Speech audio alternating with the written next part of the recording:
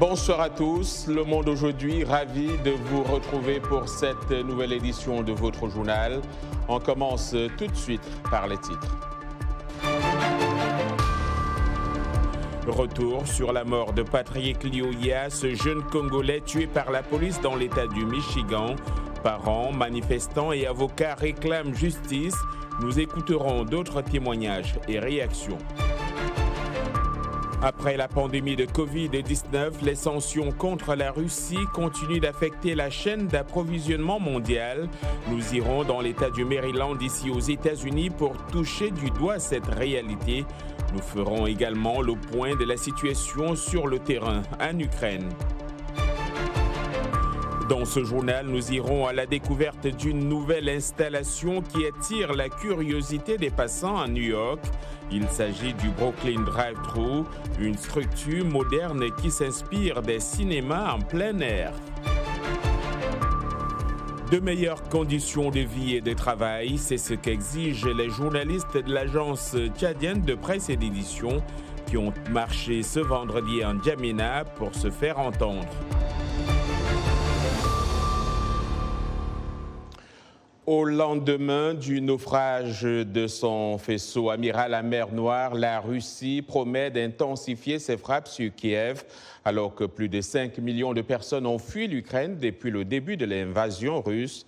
D'après le Haut Commissariat de l'ONU pour les réfugiés, les femmes et les enfants représentent 90% des Ukrainiens qui sont partis. Sur le terrain, la Russie affirme qu'elle va davantage frapper la capitale ukrainienne pour répondre aux attaques qu'elle qualifie de terroristes menées sur son territoire par l'Ukraine, ce que Kiev nie. Pour les derniers développements, suivons cet élément de Philippe Krauter qui se trouve à Lviv.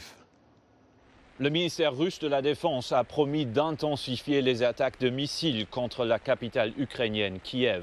Ce serait en réponse à des attaques présumées de l'Ukraine sur le territoire russe. Moscou a accusé Kiev d'avoir mené des frappes aériennes sur Bryansk, une région frontalière.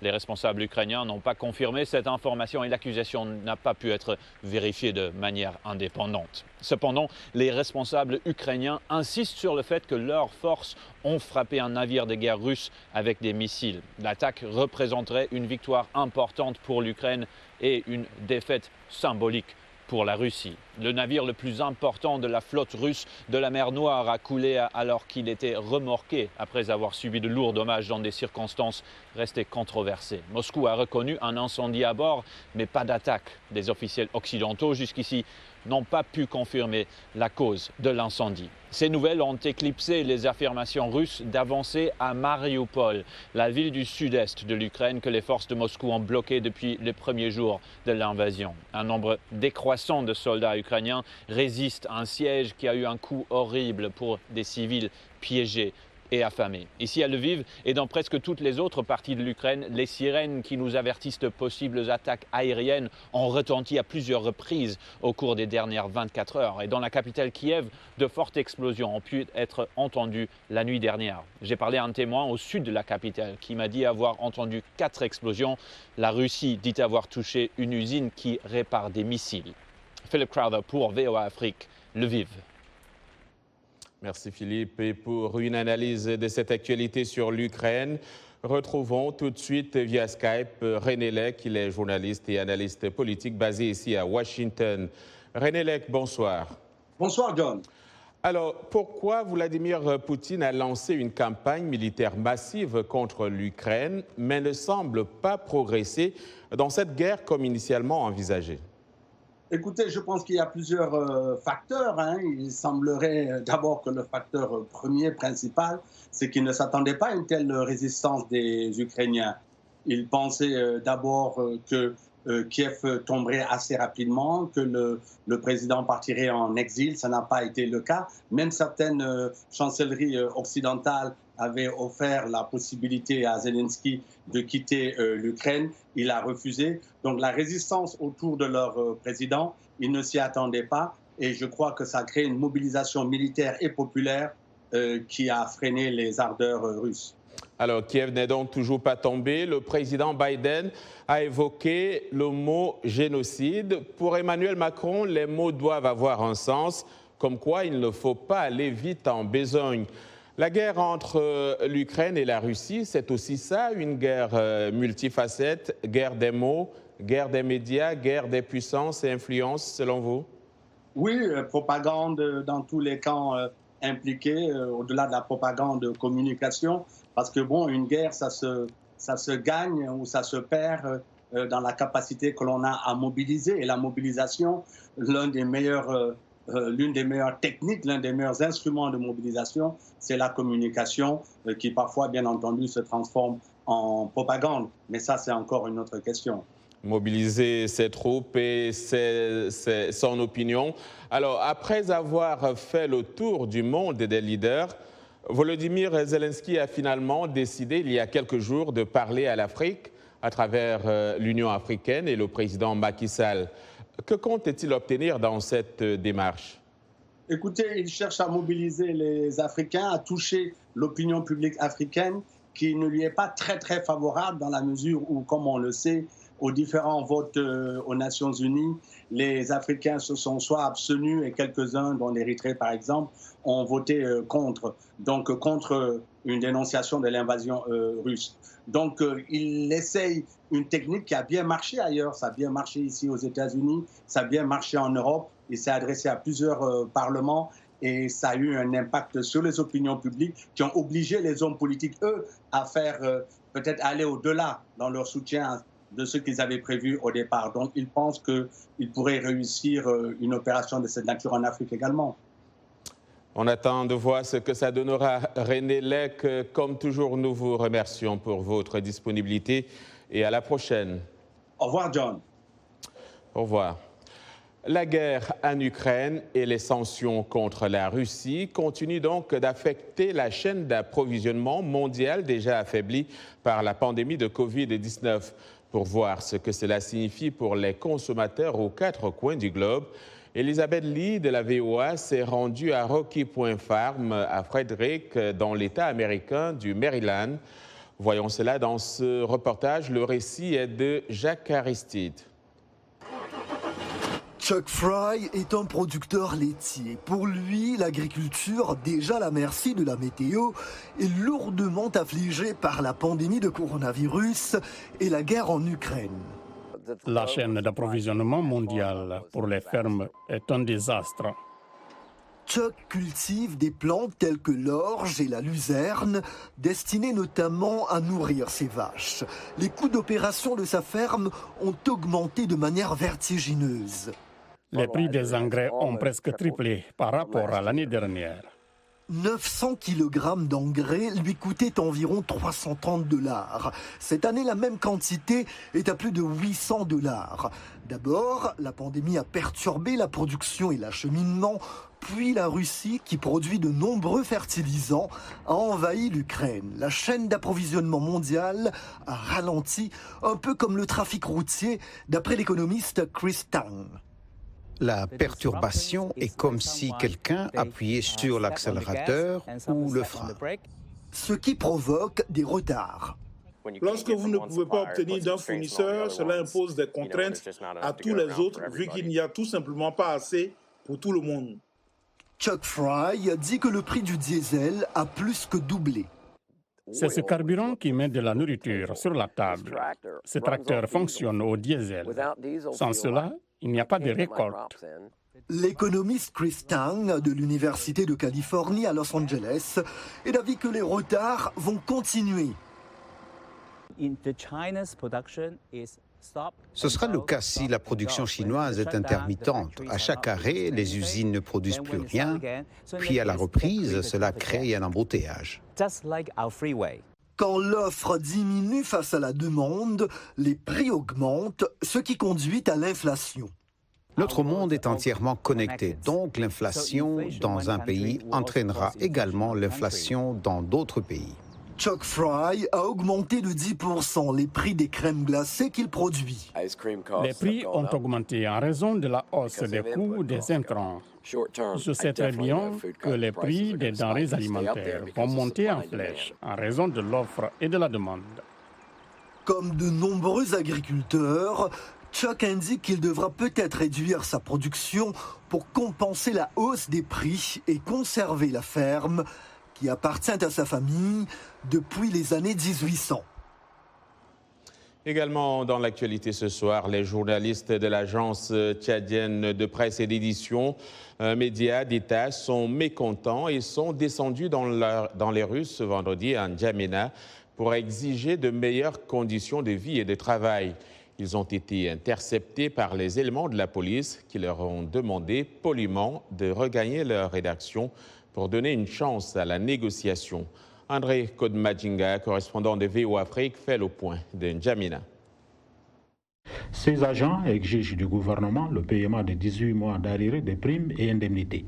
Contrairement à leurs collègues de la radio et télévision nationale, ils estiment être lésés dans leurs droits. L'ATP et l'ONAMA, la différence là, c'est clair. Pourtant, nous avons les mêmes diplômes. Nous sommes sortis d'une même école. Eux, ils ont bénéficié des avantages et tout. Mais nous, là, quel est le problème, à quel niveau? Qu'ils nous disent si l'ATP n'est pas une institution de l'État, qu'ils nous disent. Ces agents n'entendent pas s'arrêter là. D'autres actions sont prévues dans les jours à venir si leurs revendications ne sont pas satisfaites. Nous avons une autre marche le 3 mai, la journée mondiale de la presse, nous allons marcher. Une autre marche encore est prévue pour le 10 mai, le jour de l'organisation du dialogue national. Là. Nous allons encore marcher.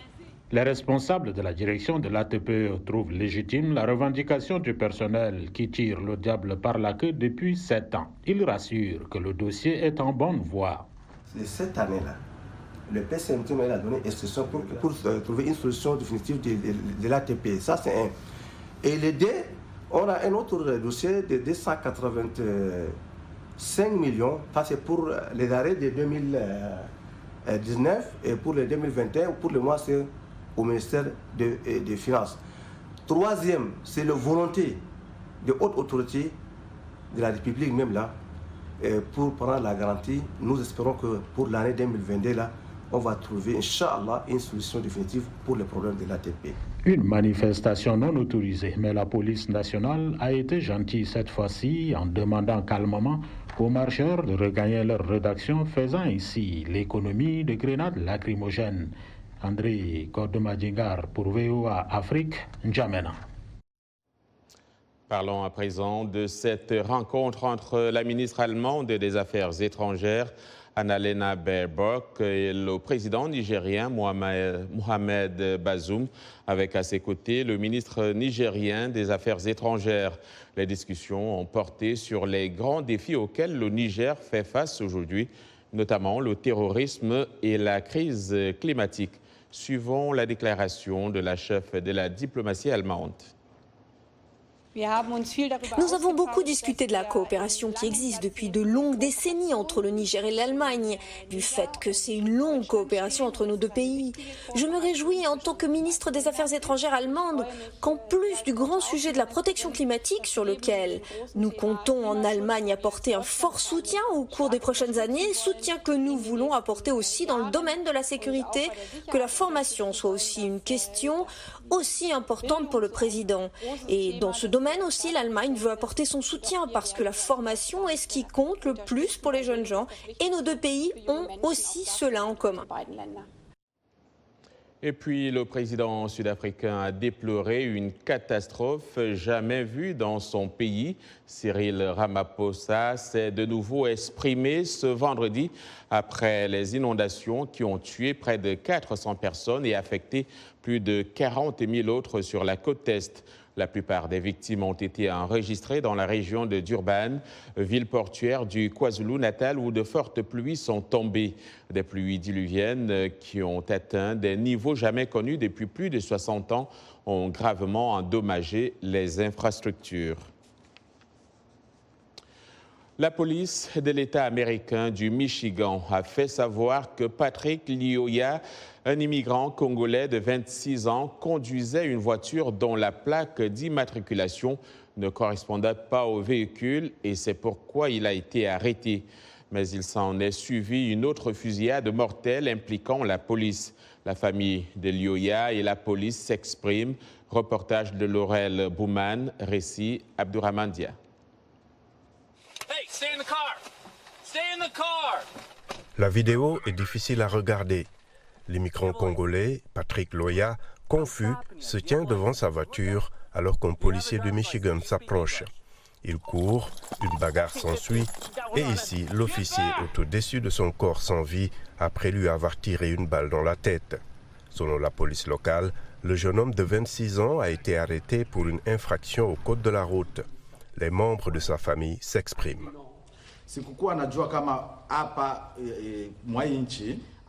Je ne savais pas qu'ici en Amérique, on pouvait exécuter quelqu'un comme ça. Tuer quelqu'un avec une arme à feu et être tué par un policier. Et mon souhait maintenant est que vous soyez en sécurité si vous rencontrez un policier en Amérique. Quand nous avons fui la guerre du Congo parce que nous étions dans une zone qui n'était pas sûre, il y avait une guerre. Je pensais que j'étais venue dans un pays sûr, un refuge, un endroit sûr, et je suis surprise que mon fils ait été tué par balle. Le policier qui a tiré sur Patrick est en congé payé. Son nom n'a pas été divulgué. Il y a toute une enquête menée par la police à laquelle je n'ai pas accès pour éviter tout conflit d'intérêts. Je ne prendrai pas de décision politique et je n'arriverai pas non plus à une conclusion qui concerne le droit pénal pour le moment. Les manifestants sont descendus dans la rue pour réclamer justice. Nous devons parler et il doit y avoir des changements qui doivent être apportés. Mais le changement ne se produira que si nos voix sont entendues. L'avocat de la famille, Ben Crump, qui a dirigé la partie civile dans le procès sur le meurtre de George Floyd, réclame l'arrestation et l'inculpation du policier impliqué dans la mort de Patrick Loya. Vous regardez Le Monde aujourd'hui en direct de Washington DC sur VOA Afrique. N'allez nulle part ailleurs, l'information vous revient dans un instant. On parlera de culture.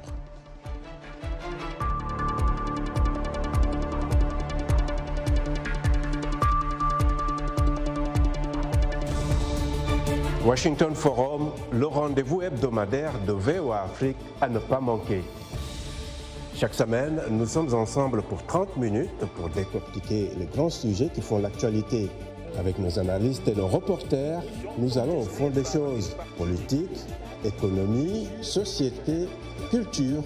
Nous posons le débat et nos analystes sont là pour apporter l'éclairage.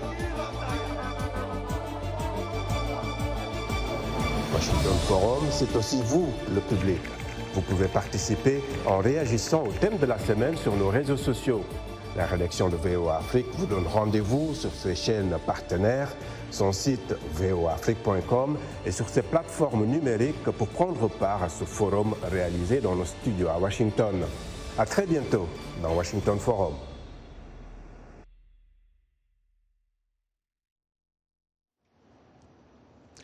Vous suivez Le Monde aujourd'hui, un programme de VOA Afrique. Merci de nous rejoindre pour cette seconde partie.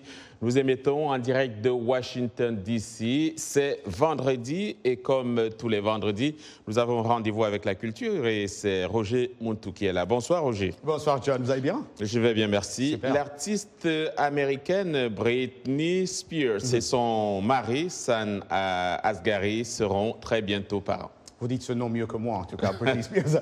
5 mois après avoir été libérée par la justice de la tutelle de son père, la pop star américaine Britney Spears, 40 ans, a annoncé lundi qu'elle était enceinte de son 3e enfant. Oui, exactement. J'ai fait un test de grossesse, j'attends un bébé, écrit-elle sur Instagram. Son canal de communication privilégié durant les 13 années de tutelle exercée principalement par son père, Jamie Spears. Après des mois de rebondissement, un tribunal de Los Angeles a décidé le 12 novembre de rendre le contrôle de sa vie personnelle à la chanteuse en mettant fin à la mesure de tutelle qu'elle qualifiait d'abusive. Fin juin, celle qui avait été révélée adolescente par plusieurs tubes planétaires, dont Baby One More Time en 1998, avait frappé les esprits en racontant au tribunal qu'elle était traumatisée par sa tutelle. La mesure de tutelle avait été mise en place en février 2008 après que la star eut manifesté des troubles psychologiques. John. Oui, Roger, une nouvelle un peu triste. La célèbre chanteuse de gospel du Nigeria, Osinachi Nukushugu, morte de violence conjugale. Ah ouais, triste nouvelle, John. Tout a commencé par de nombreuses publications attristées, relayées sur la toile. La chanteuse Osinachi Nwachukwu, qui s'est fait connaître avec le tube Eku Eme, a été arrachée à l'affection de ses fans et parents le 8 avril dernier dans un hôpital d'Abuja. Quelques heures après la confirmation de la triste nouvelle, des révélations sur l'origine de sa mort ont surgi. Selon des sources proches de la défunte, elle a été victime de violences conjugales. Les proches ont révélé qu'elle se faisait régulièrement battre par son mari. Le mari de la chanteuse, John, a été arrêté par le commandement de la police FCT pour homicide conjugal, selon la presse locale. Que son âme repose en paix, John. Et puis, Roger, le Festival des musiques urbaines d'Anoumabo, le FEMUA, c'est pour bientôt, il me semble. C'est pour bientôt, ça c'est sûr. C'est exact, John.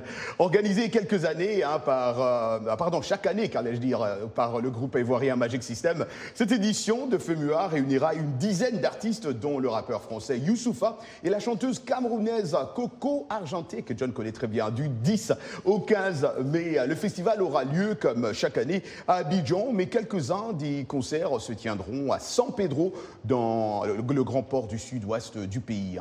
Nous avons décidé d'associer San Pedro à cette édition à cause de ces belles plages qui sont stratégiques pour le développement touristique en Côte d'Ivoire, a expliqué Assalfo. Pour cette 14e édition du festival créé en 2008, plusieurs artistes internationaux vont se produire aux côtés de leurs collègues ivoiriens. Le rappeur français Youssoupha est attendu, nous l'avons dit, ainsi que la reine du bikouti camerounais Coco Argenté, le congolais Inosbi, le malien Ibawan, la gabonaise Shan El et le tanzanien Diamond Platinum. Côté ivoirien, les stars du Zouglou Yodé et Siro feront partie des têtes d'affiche de ce FEMUA. Oui, la République démocratique du Congo sera le pays invité du festival, un hommage à Papa Wemba, l'idole de la chanson congolaise, mort sur scène, vous rappelez, lors de l'édition de 2016. Et voilà, John, c'est tout ce que nous avons prévu cette semaine-là ou ce week-end pour... on se retrouvera certainement à Abidjan, Roger. Ah ouais, ça c'est un souhait. J'espère que notre chef Tim nous écoute. On l'espère aussi. Merci Roger et à la prochaine donc. Merci. On va continuer avec ce reportage à Brooklyn, l'un des 5 arrondissements de la ville de New York. Une nouveauté suscite la curiosité des passants. L'installation artistique sur une des principales artères du centre de Brooklyn donne un moment de répit aux résidents et aux touristes. Découvrons le Brooklyn Drive-Thru, une structure moderne qui s'inspire des cinémas en plein air et qui associe art, urbanisme et engagement social. C'est un reportage original de Dili Diko. Pour le Downtown Brooklyn Partnership, en charge de redynamiser le centre-ville, réactiver les artères principales avec des projets originaux et engagés est une priorité. La directrice de l'organisation, Regina Meyer, explique qu'après 2 ans de pandémie, il est nécessaire de rappeler aux gens l'importance des espaces publics et le projet Drive-Thru est selon elle idéal pour cet objectif. What we really did love also about Soft Firm's proposal. Ce que nous avons vraiment aimé dans la proposition de Soft Firm, c'est que le projet Drive-Thru n'était pas seulement une proposition pour réactiver cet espace avec l'écran, mais également avec des films. Nous avons donc eu l'opportunité de travailler avec 8 cinéastes à Brooklyn sur l'utilisation de leurs œuvres chaque semaine. C'était vraiment un agréable bonus pour nous. La structure inhabituelle Drive-Thru tire son nom des installations de cinéma en plein air. Son design atypique, 2 écrans en toile positionnés en effet miroir sur un échafaudage en métal modulable, le tout assemblé sur une plateforme circulaire, étonne les passants à la fois par son ingéniosité et sa simplicité. Chris Moran, qui travaille dans le monde du cinéma, était en larmes lorsqu'elle a vu l'installation. It was kind of overwhelming how well it's done and how functional and C'est émouvant de voir à quel point c'est bien fait, à quel point c'est fonctionnel et minimal. C'est tout simplement génial et je suis envahie d'émotions.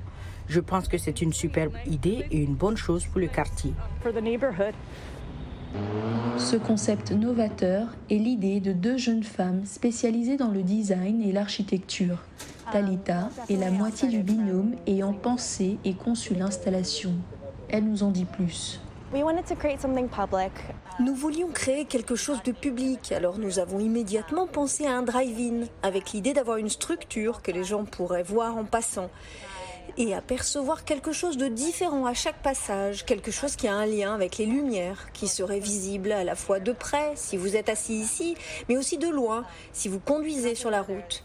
Aussi, il y a beaucoup d'artistes vidéographes très talentueux à Brooklyn. Du coup, nous voulions vraiment inclure toutes ces voix dans ce drive-in. Les films choisis pour mettre en avant la structure sont des histoires engagées sur des sujets contemporains comme la gentrification, le changement climatique et l'immigration. D'origine colombienne, Luna Moya est l'une des cinéastes dont les films sont projetés sur cette installation. C'est la première fois que je vois mon film à cette installation et quand j'avançais vers ici, je pouvais apercevoir des petites bribes. C'est vraiment important pour moi que mon film soit accessible, qu'il soit public et que les gens qui n'ont normalement pas le temps ou la possibilité d'assister à des festivals de films puissent le voir. Ce film est centré sur l'expérience des immigrés et en particulier sur l'expérience des sans-papiers. Pour rendre l'installation plus dynamique et interactive, une troupe de danse africaine a participé au lancement du drive-thru. Le chef de la troupe, Babacar Top, un Sénégalais de Brooklyn, explique qu'en tant qu'artiste, sa mission est d'attirer l'attention sur des sujets importants. Il a souhaité prendre part au projet car pour lui, la danse et le cinéma sont liés.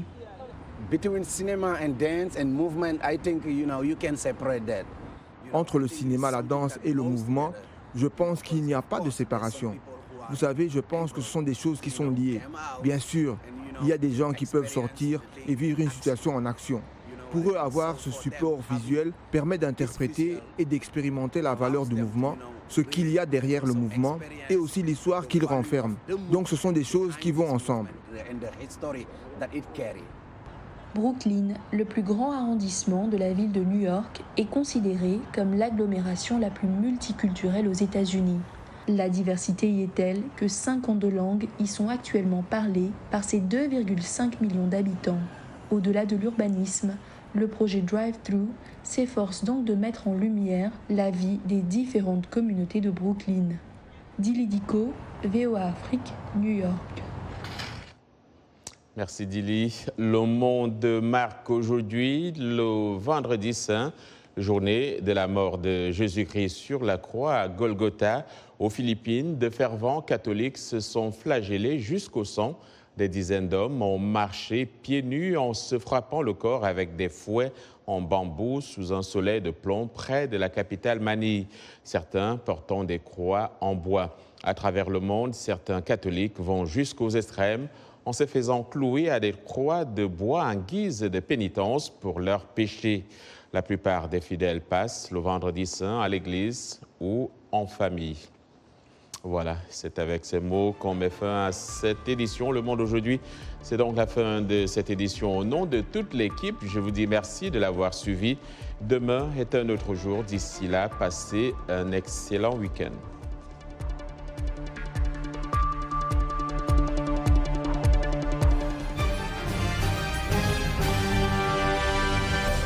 Mbote Ndeko Eli Sango, Mbote Nabino Banso, Mozali Kolanda, Saona Lingala, na la Voix de l'Amérique, Uto, Washington DC.